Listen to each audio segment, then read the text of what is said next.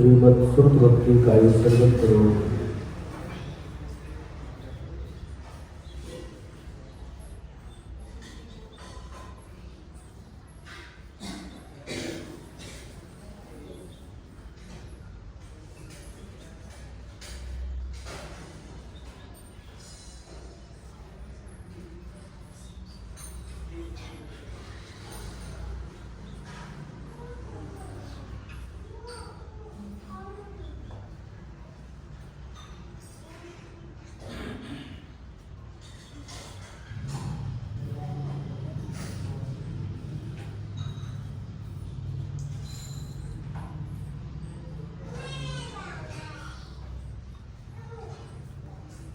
ओकारं बिन्दुसंयुक्तं नित्यं ध्यायन्ति योगिनः कामदं मोक्षदं चैव ओंकाराय नमो नमः। अविरलशब्दघनोगप्रक्षालितसकलभूतलकलङ्काः मुनिकृपाशास्त्रीयत्या सरस्वती हरितनोदुर्गम् अज्ञानतिमिरान्धानां ज्ञानाञ्जनशलाकया चक्षुरुन्मीलितमेन तस्मै श्रीगुरुवे नमः। परमगुरुभ्यो नमः। परम्पराचार्यगुरुभ्यो नमः। सकलकलशविध्वंसकं श्रेयसां परिवर्धकं धर्मसम्बन्धकं भव्यजीवनः प्रतिबोधकारकम् इदं शास्त्रं श्री योगसारनामधेयम् अस्य मूलग्रन्थकर्तारः श्री सर्वज्ञदेवाः तदुत्तरग्रन्थकर्तारः श्री गणधरदेवाः प्रतिगणधरदेवाः तेषां वचोनुसार श्रीमद् आचार्य प्रवर श्री योगिन्दुदेवैः विरचितं मंगलम भगवान वीरो मंगलम गौतमो बलि मंगलम कुन्दकुन्दार्यो जैन धर्मोऽस्तु मंगलम सर्वमंगलमांगल्यं सर्वकल्याणकारकं प्रधानं सर्वधर्माणां जैनं जयतु शासनम् जैनं जयतु शासनं। कोटिशतं द्वादशैव कोट्यो लक्षाणि शीतिप्रतिभानि चैव पञ्चाशदष्टौ च सहस्रसंख्या वेदश्रुतं पञ्चपरं नमामि। अरिहन्तभासियर्थं गणहरदेवीं गद्यं सम्मं प्रणमामि भक्तियुक्तो सुरनामहो वयं शिरसा। शिक्षामि बन्ते सुरभक्ति कांशको कौतुस्सालुचु अंगोंग पैंड पावडर पर्यपि सुपरमाण योग पुष्पगै चूलिया चैव सुतथैतु धम्मकाह्यं शनिच्यकालम् अंचेमि पूजेमि नन्दामि नमुंसामि दुःखो कर्मको मोहिनो सुगमनं समाहि मरणं निर्गुण संपत्तिरो गच्छति। पौराणिक स्वाध्याय निलयं पूर्वाचार्यानुक्रमेण सकल कर्मक्षार्थं भाव पूजा वंदना स्तव समेतं श्रीमदाचार्य भक्ति कायं सर्वं करोमि।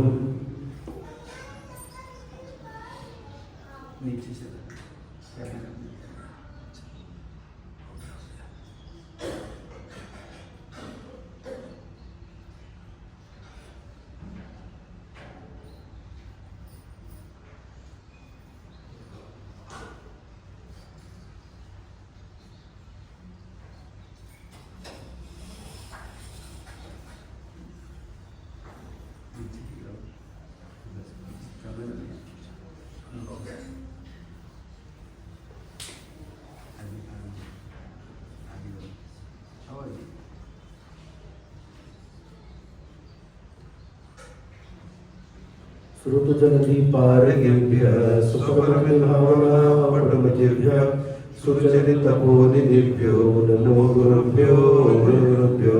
छत्तीसगुणसमग्रे पंचव्याचारसन्दर्शे शिष्यानुग्रह कुशले धम्मायिवेशया वन्दे गुरुभक्तिसंयुगेन तरन्ति संसारसायं घोरं छिन्दन्ति अक्षकम्बं जन्मर्मणपावेति ये नित्यं व्रतमन्त्रहोमनिरता ध्यानाग्निहोत्राकुलाः षट्कर्माभिरतास्तपोधनः साधुप्रिया साधवः शीलप्रवर्णा गुणप्रवर्णा चन्द्रार्कते ज्योतिकाः मोक्षद्वार कपाट पाटलघटा वेदन्तु मां साधवत् गुरवः पान्तु नित्यं ज्ञानदर्शनदायकाः चारित्रानुगम्भीरा मोक्षमार्गोपदेशिकाः इच्छामि भक्ते आयुर्भक्ति काउ शुभवतु सायुज्यं सम्मनाय समृद्धसंयुक्तारं पंचयाचारं आयुर्यागं आयारादिसुरनारो उपदेशारं उवध्यायानं त्रियनुर्मयं सप्तसावनं षड्चकारमञ्चेमि पूजेमि वन्दामि स्वामी दुःखो कपखो मोहिनाओ सुरयमनं समायमरणं जिनवर संपत्ति हो बच्चम जे जाया झाड़ प्रिय कम्म कलंक डहे नित्य निरंजन नानमय ते परमापनवेवि ते परमापनवेवि।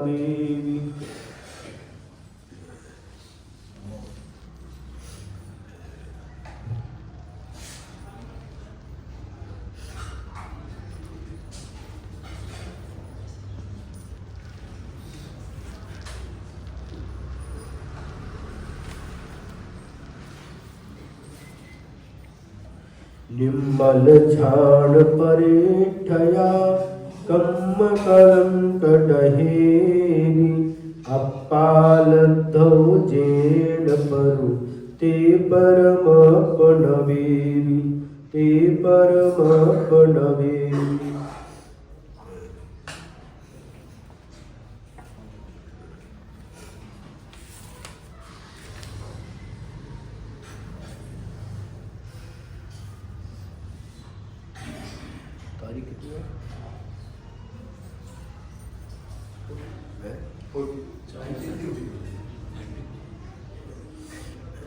दोहा सूत्र नंबर 95। जो अप्पा शुद्ध भी मुनई असुई शरीर विभिन्नो सो जानई सत्तई सयल सासय सुख लीनु।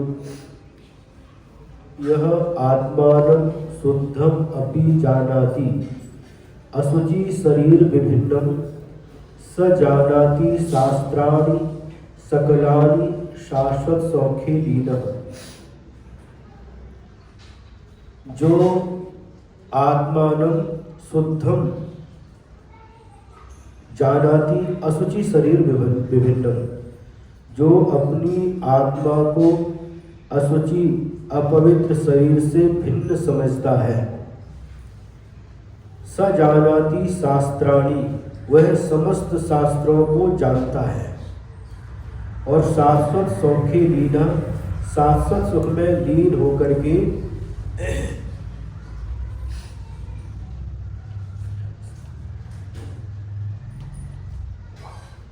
शाश्वत जो सुख है उसमें लीन होकर के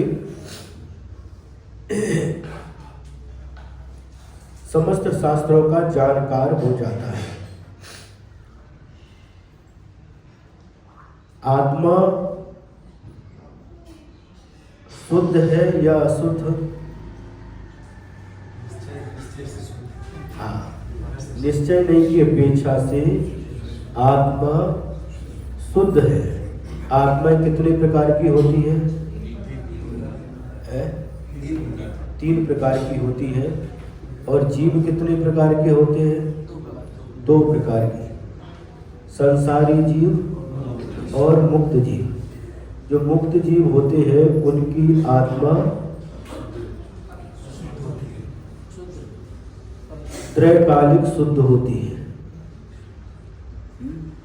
क्योंकि उन्होंने आत्म कर्मों से रहित उस परम अवस्था को प्राप्त कर लिया है।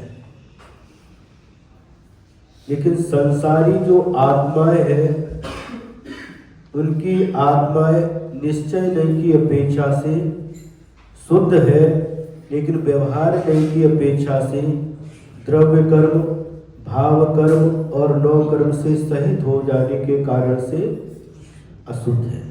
अथवा यूं कहें कथनचित अशुद्ध है और कथनचित शुद्ध है। तो यहाँ पर जो शुद्ध अवस्था है उसको लक्ष्य में रख करके आचार्य महाराज कह रहे हैं, जो शुद्ध आत्मा को अशुचि शरीर से भिन्न समझता है। शरीर कैसा है? अशुद्ध है, निश्चय से भी अशुद्ध है और व्यवहार से भी अशुद्ध है, अशुचिमय है। अशुचि का पिटारा है। जितनी अपवित्रता है वह सभी इसी शरीर के अंदर समाहित है। कल नहीं परसों हमने कहा था, यदि इस शरीर को किसी का मरण हो गया और उसका पोस्टमार्टम किया जाए, पोस्टमार्टम करने के बाद में शरीर में जो जो है सबको अलग अलग निकाल करके रखा जाए। चमड़ी को अलग रखना, मांस को अलग रखना, खून को अलग रखना, हड्डी को अलग रखना, सब अलग अलग निकालने के बाद ऐसी एक भी वस्तु नहीं है जो पवित्र हो, शुद्ध हो।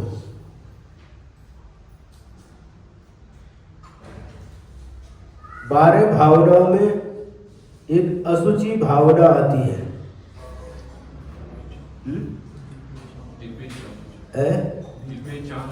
हाँ, वो भी आती है, अलग अलग प्रकार से कहा है।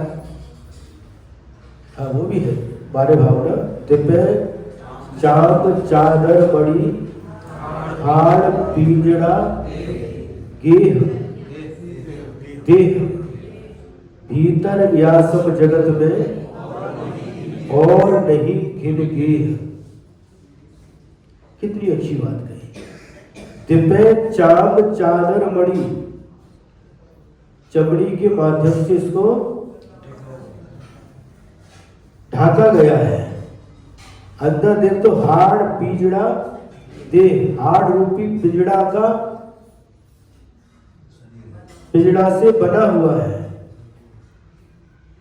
और अंदर देखो भीतर यासम जगत में, इस शरीर के भीतर यदि देखा जाए, इस शरीर के अंदर भीतर यासम जगत में और नहीं हिनगी घृणास्पद कोई दूसरी वस्तु नहीं है। भीतर क्या है?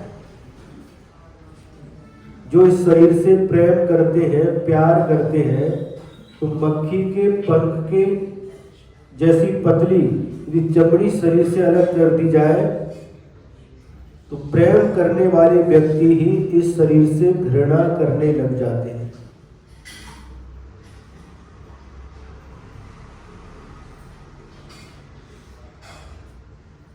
अशुचि का पिटारा यह शरीर है। जितनी अपवित्रता है वह सभी इसी शरीर के अंदर है। समझ में आ रहा है? और उसमें भी सबसे ज्यादा इस मनुष्य के शरीर के अंदर है।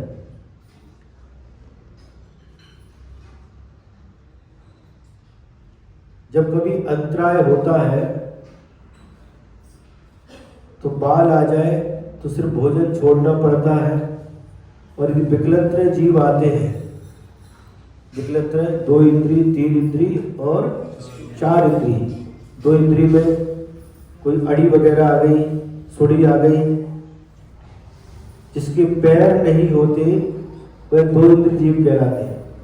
कीड़े मकोड़े में अपदा द्विंद्रिया, जिसके पैर नहीं होते, केंचुआ है, गांडूर जिसको बोलते हैं, अड़ी है जिसके पैर नहीं होते, शंख है, ये सब 2 इंद्रिय जीव कहलाते हैं। और 3 इंद्रिय जिसके पैर होते हैं लेकिन पंख नहीं होते, चींटी है, चीता है, बिच्छू आदि, ये 3 इंद्रिय जीव कहलाते हैं।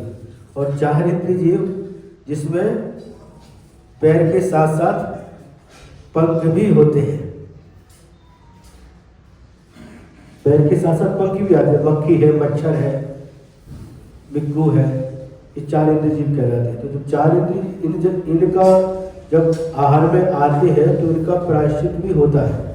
तो जब ये चीज आते थे अंतराय में, तो आचार्य जितने इंद्रिय जीव आता उतनी मालाएं फेरने के लिए बोलते थे। 3 इंद्रिय जीव आया 3 मालाएं, 4 इंद्रिय आया 4 मालाएं। और कभी कम ज़्यादा भी करते थे। लेकिन पंचेंद्रीय संबंधी यदि मानो नाखून आ गया आहार में तो अंतराय तो करना ही पड़ता था, लेकिन साथ में बड़ा प्रायश्चित मिलता था, उपवास देते थे आचार्य। 2 इंद्रिय 3 इंद्रिय 4 इंद्रिय शरीर आए तो उपवास नहीं देते थे, मालाएं देते थे। लेकिन पंचेंद्रिय का कुछ आ गया तो उपवास मिलता था। महामल कहलाता है। बाकी शरीर मध्यम मल में रखे हैं, लेकिन मनुष्य का शरीर और संगी पंचेंद्रिय त्रैंचों का शरीर, संगी असंगी पंचेंद्रिय के, ये सब महामल के अंतर्गत आते हैं। ये कितना अपवित्र है।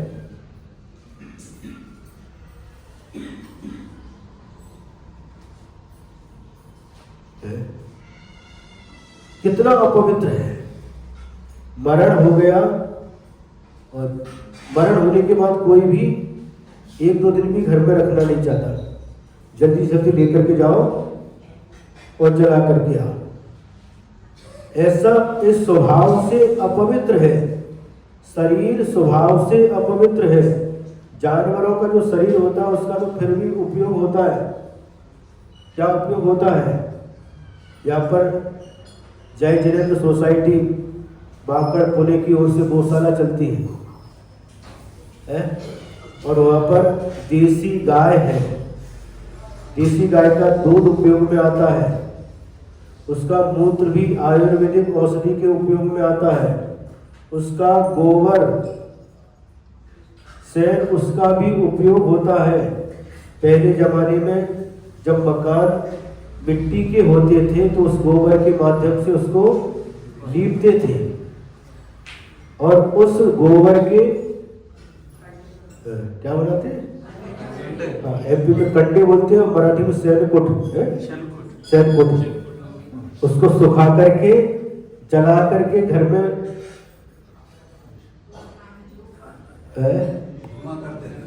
धुआं तो करते ही हैं, लेकिन दूध पानी गर्म करने में भी उपयोग होता है। और उसकी जो बूदी राख होती है, मुनि महाराज उससे केशलोच करने में उपयोग करते हैं। हाँ, गौरी बोलते हैं। उसके राख से केशलोच करते हैं। मरने के बाद भी उसकी चमड़ी वगैरह काम में आती है। लेकिन मनुष्यों का कोई भी ऐसा अवयव नहीं है जो मरने के बाद काम में आता हो।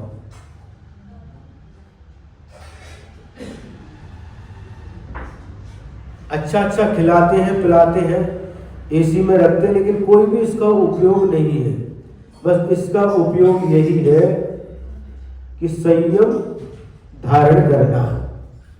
इस शरीर के माध्यम से संयम धारण करना, यही इसकी उपयोगिता है।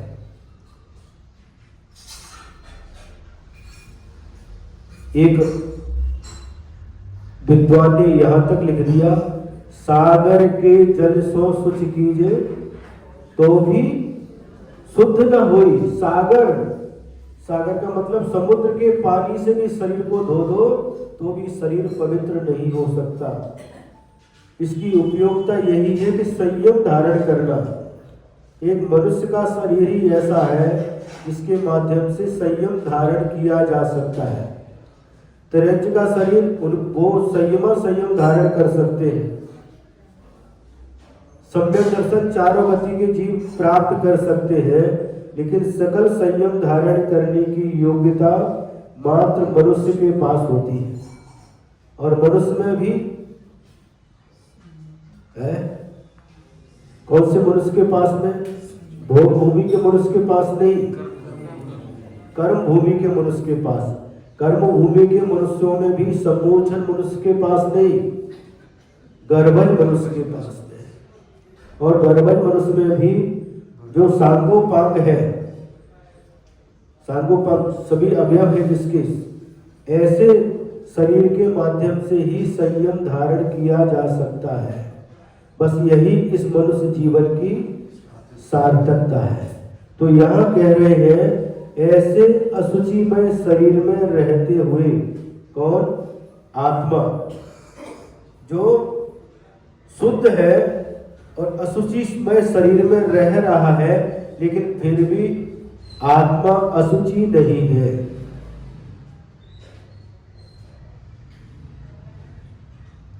आत्मा अशुचि नहीं है। आत्मा तो पवित्र है। क्यों? देखिए, उदाहरण देखिए, लोक व्यवहार में हम देखते हैं, जैसे कोई व्यक्ति है और व्यक्ति को छू लिया, कुछ नहीं होता, और जब व्यक्ति के प्राण निकल जाते हैं उसके बाद में उसके शरीर को छूते हैं तो स्नान करना पड़ता है। स्नान क्यों करते हैं? 5 मिनट पहले भी वही शरीर था, जब प्राण थे तब छुआ तो स्नान नहीं किया, लेकिन प्राण निकलने के बाद शरीर तो वही है, उसको स्पर्श किया तो स्नान करना पड़ता है। बराबर है ना? है? इसमें क्या कारण है? जो पवित्र आत्मा थी, जिसके कारण से आत्मा निकलते ही शरीर का स्पर्श करके, इसको क्या बोलते हैं? मुर्दा। और मुर्दा का स्पर्श करते ही स्नान करना पड़ता है। सब जगह करते हैं ना? क्यों? महाराष्ट्र, एमपी सब जगह करते हैं, सब जगह करते हैं। अब क्या था, 5 मिनट पहले जब प्राण थे उसको छुआ, पूरा स्पर्श कर लिया, फिर भी स्नान नहीं करना पड़ता, और 5 मिनट हुए प्राण निकल गए तो छू लिया तो ठीक है, उसने स्नान करना पड़ता है। उस व्यक्ति को जिसने छुआ है, उस सब को, उसको भी यदि कोई छू ले तो उसको भी स्नान करना पड़ता है। तो शरीर स्वभाव से अशुचिमय है, और उसमें यह शुद्ध आत्मा अनादि काल से रह रहा है, फिर भी वह अशुचिमय नहीं हुआ।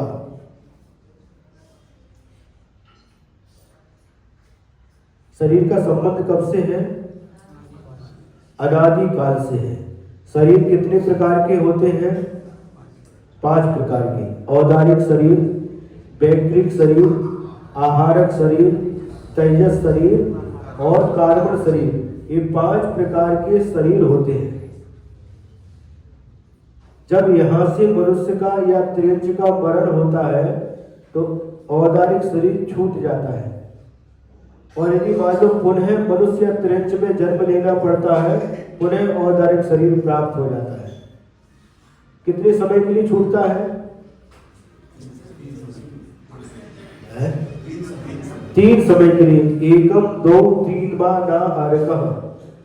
1, 2 या 3 समय के लिए वो शरीर छूटता है और पुनः वह शरीर प्राप्त हो जाता है। मान लो औदारिक शरीर से यहाँ से मरण करके देव या नरक में जन्म लेते हैं, औदारिक शरीर छूटता है, वैक्रिक शरीर मिल जाता है। उधर से वैक्रिक शरीर छूटता है, औदारिक शरीर मिल जाता है। औदारिक शरीर से मरण करने के बाद में पुनः औदारिक शरीर प्राप्त हो सकता है, वैक्रिक शरीर भी प्राप्त हो सकता है, लेकिन वैक्रिक शरीर से मरण करने के बाद पुनः वैक्रिक शरीर प्राप्त नहीं होता। वैक्रिक शरीर किनका होता है? देवों का और नारकियों का। तो देव मरण करके पुनः देव नहीं बनते, देव मरण करके नारकी भी नहीं बनते, नारकी मरण करके पुनः नारकी नहीं बनता, और नारकी मरण करके देव भी नहीं बनता। वह नियम से त्रियंच या मनुष्य बनता है। इसलिए वैक्रिक शरीर से वैक्रिक शरीर की प्राप्ति नहीं होती। ये शरीर छूट जाते हैं। कितने समय के लिए? 3 समय के लिए, अधिक से अधिक। लेकिन 2 शरीर ऐसे हैं जिनका अनादि काल से आत्मा के साथ संबंध है, और आज तक एक समय के लिए वो शरीर छूटे नहीं। एक समय किसे कहते हैं? क्यों? समय की सबसे छोटी, काल की सबसे छोटी। हाँ, इनको साइंस पढ़ने वालों को समझ में नहीं आएगा। वो सबसे छोटा सेकंड समझते हैं, सेकंड सबसे छोटा, लेकिन सेकंड में भी असंख्यात समय हो जाते हैं। काल द्रव्य की सबसे छोटी इकाई का नाम समय है।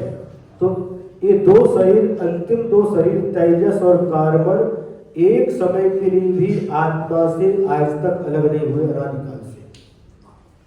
इसलिए कहा अनादि संबंधे च, इन दोनों शरीर का आत्मा के साथ अनादि काल से संबंध है। जब वह जीव मोक्ष प्राप्त करता है तभी इन दोनों शरीर का संबंध विच्छेद को प्राप्त होता है। जब यहां से मरण होता है, आत्मा इस औदारिक शरीर को छोड़ करके जाता है, लेकिन तेजस और कार्बन शरीर उसी आत्मा के साथ ही रहते हैं।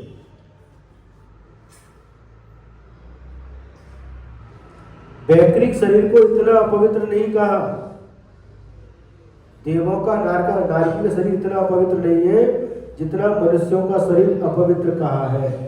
ऐसे अपवित्र शरीर में वह पवित्र आत्मा रह रहा है, लेकिन फिर भी आज तक अपवित्र नहीं हुआ। और वह यह समझता है, क्या उस शुद्ध आत्मा को अशुचि शरीर से भिन्न समझता है। वह शाश्वत सुख में लीन होकर के समस्त शास्त्रों को जान लेता है। कितनी अच्छी बात है। हम शास्त्र पढ़ते हैं, शास्त्र के जानकार हो जाते हैं, लेकिन यहाँ पर कह रहे हैं जो शरीर और आत्मा में भेद समझ लेता है वह समस्त शास्त्रों का जानकार हो जाता है।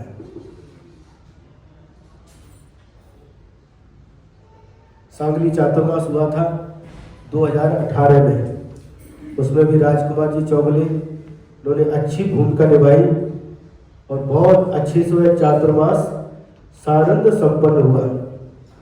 और उस समय इष्टोपदेश की क्लास ली थी और इष्टोपदेश के अंतिम श्लोक में जीवोन्यः प्रदिग्लस चान्य इत्यसौ तत्व संग्रह यदन्तुच्यते किंचित सोस्तु तस्यैव विस्तरः, ये अंतिम श्लोक आया था। जीव अलग है और पुद्गल शरीर अलग है, बस यही तत्व का सार है और इससे अधिक जो कुछ भी है इसी का विस्तार है।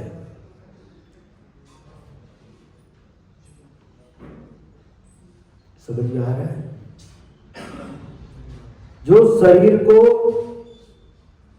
आत्मा से भिन्न समझता है और आत्मा को शरीर से भिन्न समझता है, शरीर को अशुचिमय समझता है, आत्मा को पवित्र समझता है, वह सभी शास्त्रों का जानकार होता है। कितनी अच्छी बात है। हम सब कुछ जान लेते हैं, प्रथमान योग भी, करणान योग भी, चरणान योग भी, द्रव्यान योग भी, लेकिन इतना नहीं जानते। कितना नहीं जानते? आत्मा को शरीर से भिन्न नहीं जानते, तो वह सारा का सारा ज्ञान होने के बाद भी शास्त्र का ज्ञान तो हो जाता है, लेकिन भेद विज्ञान से हम वंचित रहते हैं।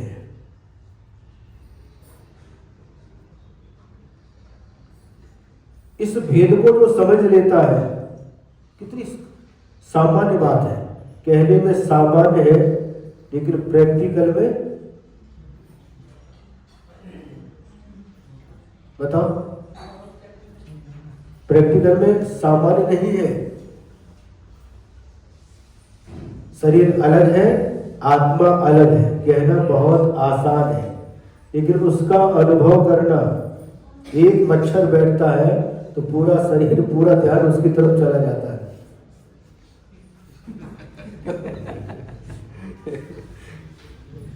एक मच्छर भी बैठ जाए, एक चींटी भी काट ले, लाल छोटी सी चींटी, पूरा ध्यान उसकी तरफ चला जाता है।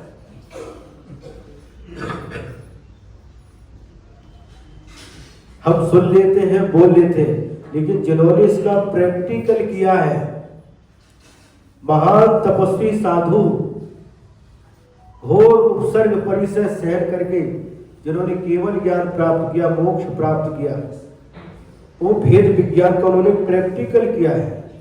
सुकुमार मुनि महाराज, जिनको सरसों का दाना भी चुभता था, इतने सुकोमल थे। आपको चुभता सरसों का दाना? क्या सरसों का दाना? सरसों समझते, मोहरी, सरसों का दाना भी उनको चुभता था, इतने सुकोमल थे।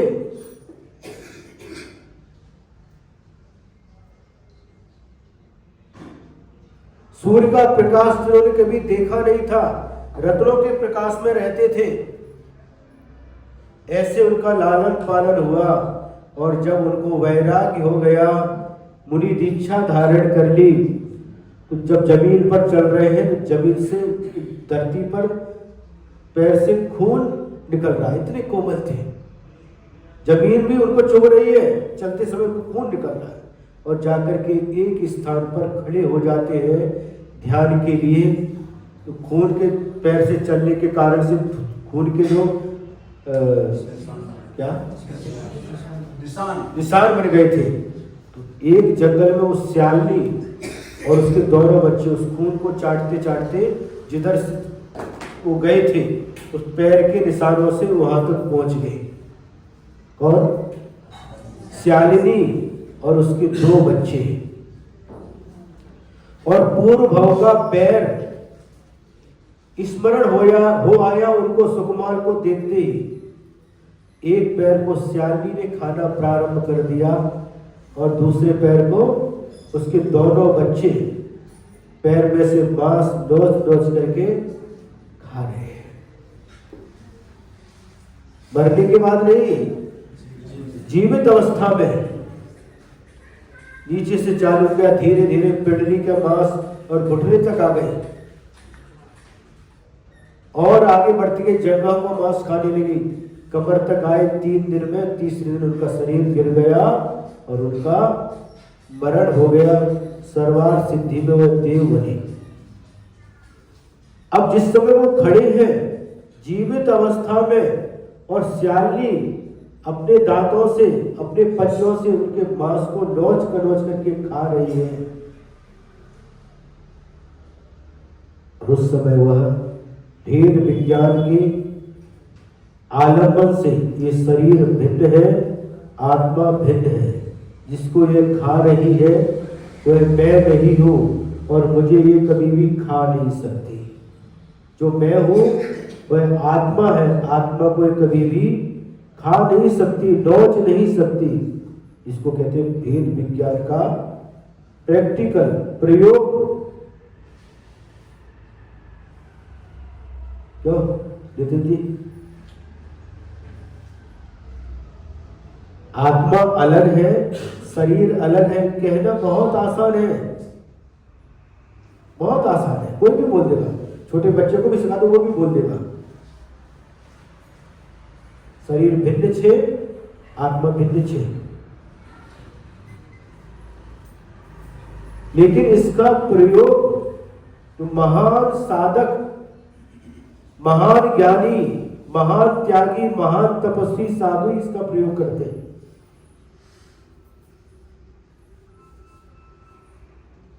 और उसी भेद विज्ञान के बल पर गर्मी के समय वह पहाड़ के ऊपर जाकर के तपी हुई शिला पर बैठ करके तपस्या करते हैं।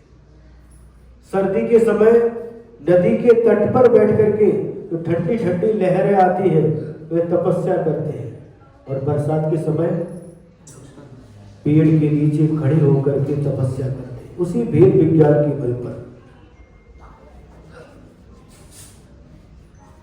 22 बरिसें सहन करते हैं उसी भेद विज्ञान के बल पर। ये भेद विज्ञान सिर्फ मुख से बोलने की वस्तु नहीं है, किंतु अनुभव करने की वस्तु है।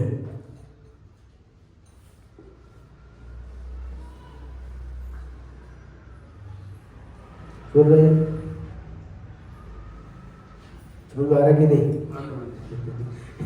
एक पंडित जी थे और प्रवचन कर रहे थे, शरीर अलग है, आत्मा अलग है, आत्मा का कोई भी नहीं है, आत्मा अकेला था, अकेला है, अकेला रहेगा, है ना। इस प्रकार से प्रवचन कर रहे थे, शरीर अलग है। तो प्रवचन चालू था, तब प्रवचन के बाद में क्या हुआ, किसी व्यक्ति ने, उनके पीछे पॉकेट था, जेब में खिसा में पॉकेट था, उसमें 500 के नोट थे, और किसी व्यक्ति ने धीरे से उस पॉकेट को निकाल लिया।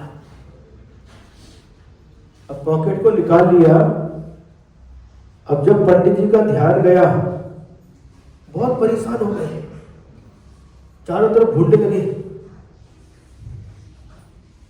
बहुत परेशान हो गए। भोजन के लिए जब बुलाया गया तो भोजन नहीं कर रहे हो, हमारा पैकेट गुम गया। क्या हो गया पंडित जी? वो हमारा पैकेट था, पॉकेट बोलते क्या बोलते इसको, पर्स, हाँ, उसमें हमारे पैसे थे। बोले अरे पंडित जी, जब शरीर ही अलग है, आत्मा अलग है, तो पैसा आपका कैसे हो सकता है, पर्स आपका कैसे हो सकता है? अरे वो तो प्रवचन की बात थी।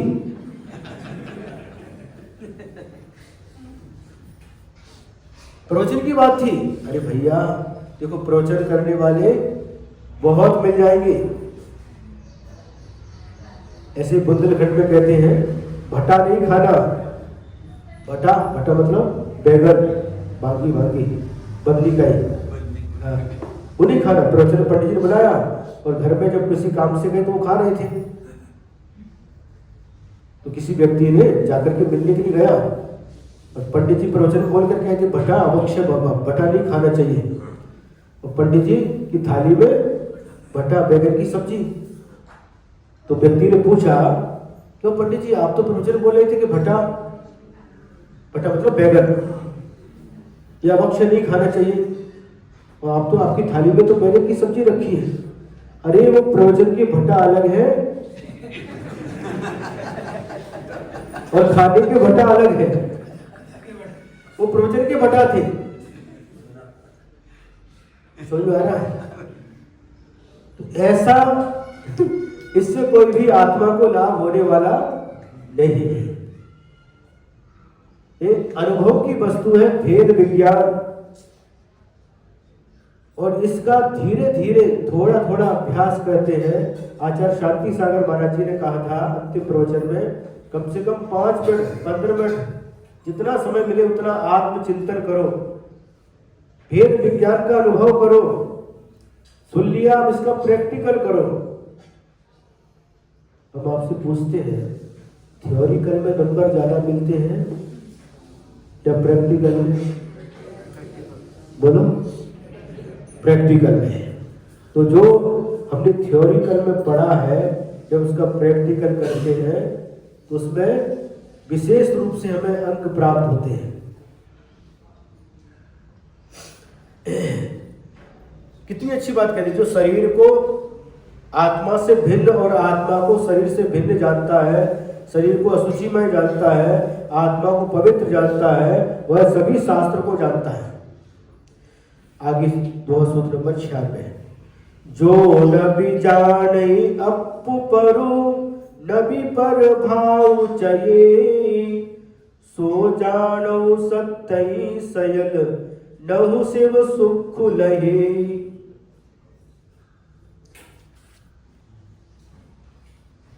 यह नैव जानाति आत्मानम, जो आत्मा को नहीं जानता, नैव पर भावम त्यजति, और पर भावों का त्याग नहीं करता, स जानातु शास्त्राणि सकलानि, वह समस्त शास्त्रों को भले ही जान जाए, किंतु नैव न खलु शिव सौख्यम लभते, मोक्ष सुख को कभी भी प्राप्त नहीं कर सकता। ये अध्यात्म की बात है। सभी शास्त्रों का ज्ञान हो जाए, सभी शास्त्रों की गाथाएं, गाथा नंबर, पेज नंबर, अर्थ सहित याद हो जाए,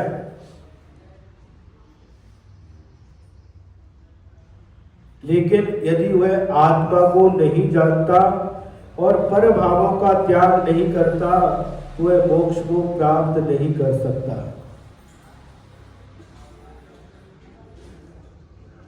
पुस्तकी ज्ञान अलग वस्तु है। अपने क्षयोपशम के निमित्त से वह ज्ञान हो सकता है, श्लोक याद हो सकते हैं, शास्त्र याद हो सकते हैं, लेकिन क्या? हमारे आचार्य श्री के गुरु महाराज थे आचार्य श्री ज्ञान सागर जी महाराज, और वयोवृद्ध थे। जब आचार्य श्री को उन्होंने अष्टसहस्त्री पढ़ाई। तो जिस पुस्तक से वो पढ़ते थे वो पुस्तक राणौली गांव में रखी थी, वहां से बुलाई गई और उनको दे दी पुस्तक। और ज्ञान सागर महाराज जी बिना पुस्तक के पढ़ाते थे और पढ़ाते समय बोलते थे बीच में, देखो उस पंक्ति के नीचे लाल पेन से अंडरलाइन किया हुआ है। इतना भी उनको याद था। हाँ बिल्कुल। और आचार्य जी कहते थे जहां वो बोलते थे वही अंडरलाइन निकलती थी। इतना छोट सब, इतनी वृद्धावस्था में 80 के ऊपर उम्र थी उनकी, और फिर भी पढ़ाते समय देखो उस पंक्ति के नीचे लाल पेन से अंडरलाइन किया। बिल्कुल जहां बोलते थे वही अंडरलाइन निकलती थी। इतना ज्ञान का क्षयोत्सव था। और उन ज्ञान सागर महाराज जी ने बड़े बड़े संघों में पढ़ाने का काम किया है। एक बार सन 1930 के आसपास की बात है, जब ब्यावर में अपने आचार्य शांति सागर जी महाराज, चारित्र चक्रवर्ती, और एक शांति सागर महाराज आचार्य महाराज वो भी थे, वो छाड़ी। तो दोनों ही संघों का चातुर्मास एक साथ हुआ था राजस्थान में ब्यावर में। और उस समय दोनों संघ के सामने उनको बुला करके उनका सम्मान किया गया था। अच्छा, ज्ञान सागर महाराज पंडित जी थे, बुरा बल जी उस समय, हाँ शास्त्री जी, इतने विद्वान थे। आचार्य वीर सागर जी, आचार्य शिव सागर जी, आचार्य सूर्य सागर जी, बड़े बड़े संघों में पढ़ाने का काम करते थे, साधुओं को पढ़ाते थे। जो भी हस्तिनापुर में गणवी आर्का ज्ञानमती है, उन्होंने भी पढ़ा है आचार्य ज्ञान सागर महाराज जी से। आर्का गणवी आर्का सुपार्षपति थी, और जब बीना महाराज में आचार्य से मिली तब उन्होंने भी बताया कि हमें भी ज्ञान सागर महाराज जी ने पढ़ाया था। शास्त्र का नाम हम भूल गए, फिर भी रत्नमाला आदि न्याय का ग्रंथ पढ़ाए थे। तो इतने विद्वान थे और उनका वह ज्ञान आखिरी समय तक रहा।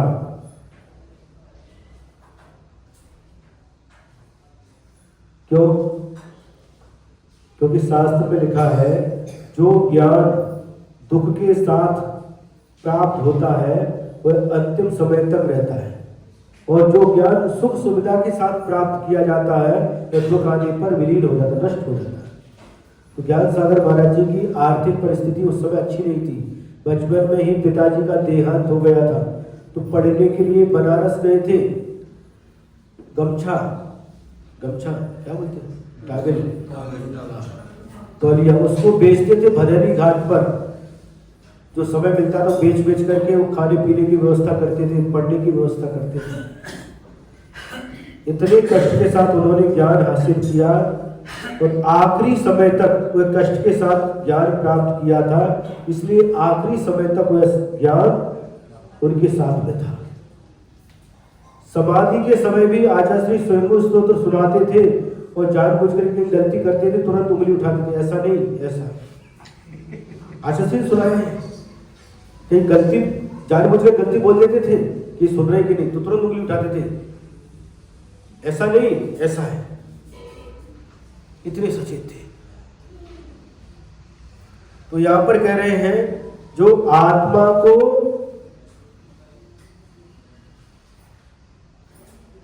नहीं जानता और पर भावों का त्याग नहीं करता, वो भले ही सभी शास्त्रों को पढ़ ले, सभी शास्त्रों को रट ले, सभी शास्त्र उसको मुखाग्र हो जाए, लेकिन फिर भी वह मोक्ष को प्राप्त नहीं कर सकता।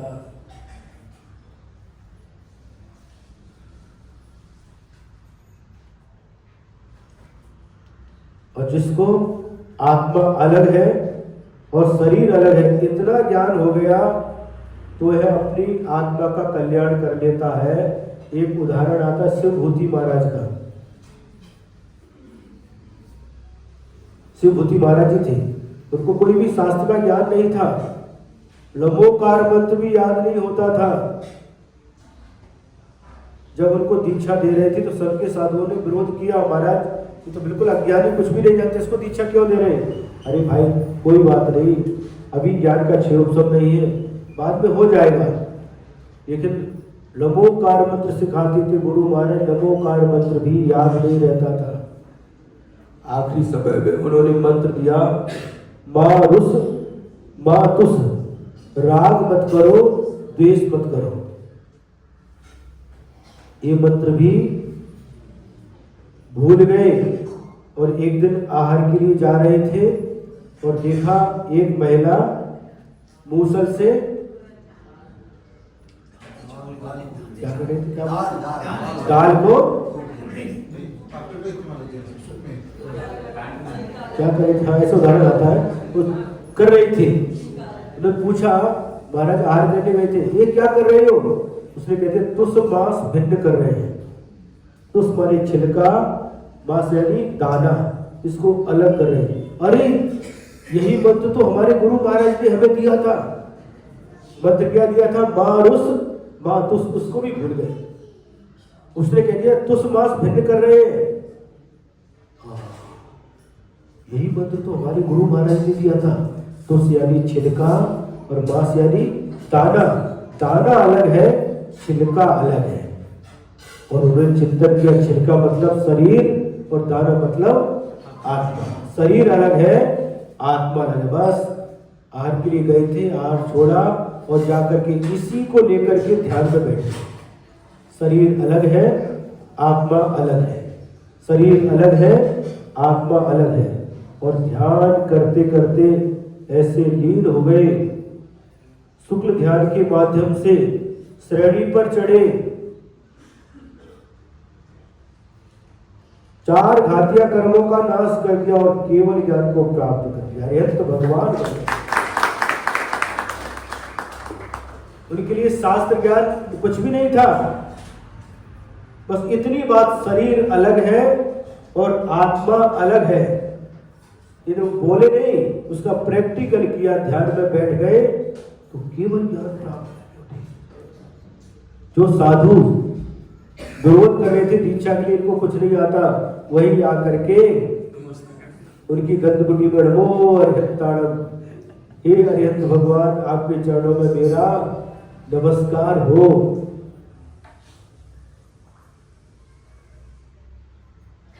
उनकी वाणी सुनने के लिए आ गए। उनको शास्त्र का ज्ञान तो बहुत था, लेकिन इनको शास्त्र का ज्ञान कुछ भी नहीं था, अक्षर ज्ञान ही नहीं था। लेकिन फिर भी आत्मा अलग है, शरीर अलग है, बस इतनी बात को लेकर के ध्यान में बैठे तो केवल ज्ञान प्राप्त हो गया। इसलिए आज समाज में प्राय करके क्या करते हैं, जो महाराज अच्छा प्रवचन कर लेते हैं, अच्छी क्लास ले लेते हैं, उनको पूछते हैं, और जिनको प्रवचन करने नहीं आता उनको नहीं पूछते। ये गलत है। जिनको शास्त्र का ज्ञान नहीं है उनको पूछते नहीं, उनको नहीं, ऐसा नहीं। शास्त्र का ज्ञान हो या नहीं हो, ये तो क्षयोत्सव के ऊपर आधारित है। किसी को कम हो सकता है, किसी को अधिक हो सकता है, किसी को बिल्कुल भी नहीं हो सकता। लेकिन उन्होंने जो रत्नत्रय धारण किया है वह पूज्य है।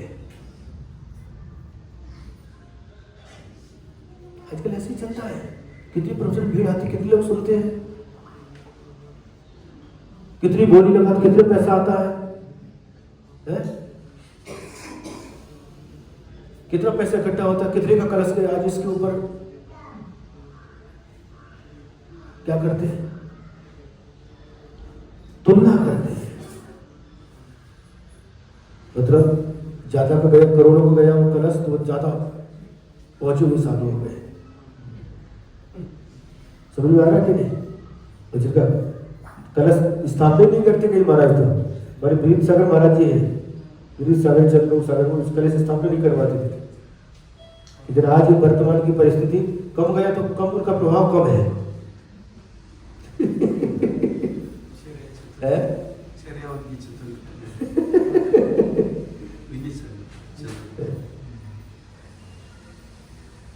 समझ आ रहा है? अपन को क्या दिखना, प्रवचन करने आता है या नहीं आता, ये नहीं दिखना। कितने की बोली गई ये नहीं देखना, उनके रत्नत्रय को देखना।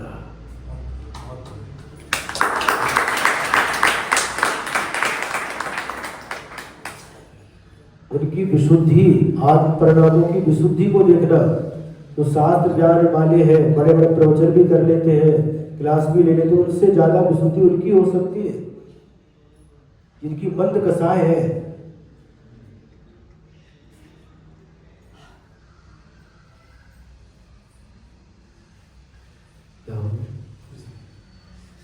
जिनकी कसाय मंद है, बस अपनी आवश्यकों का पालन करते हैं और कुछ भी उनको प्रवचन वगैरह देते नहीं जाता,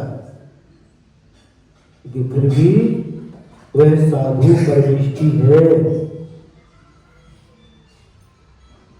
साधु है कि नहीं?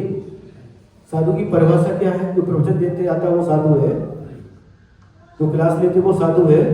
साधु की परिभाषा क्या है?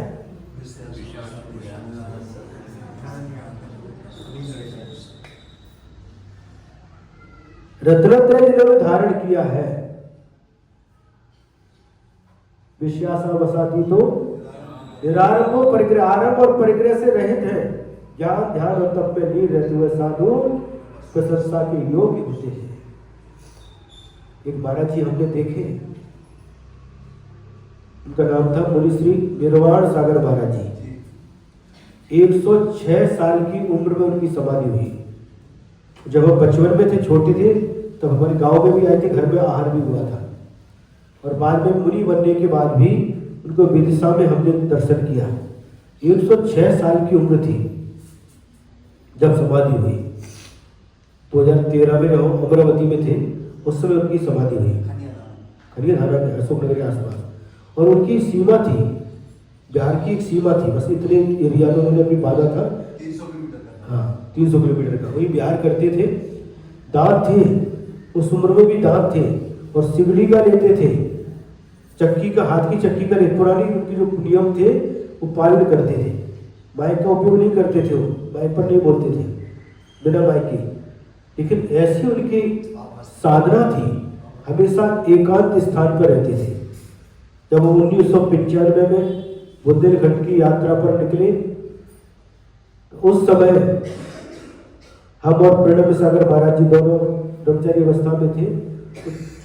चंदेरी गांव है, चंदेरी, वहां पर चौबीसी है, और उस चौबीसी की विशेषता है, जो भगवान का वर्ण है, रंग है, उसी रंग की वो प्रतिमा है।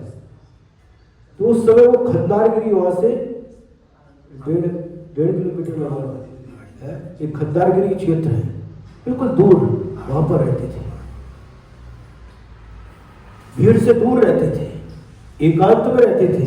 और चतुर्थ काल में भी जो साधु होते थे, सिर्फ आहार के लिए शहर में आते थे, नगर में आते थे, और आहार करके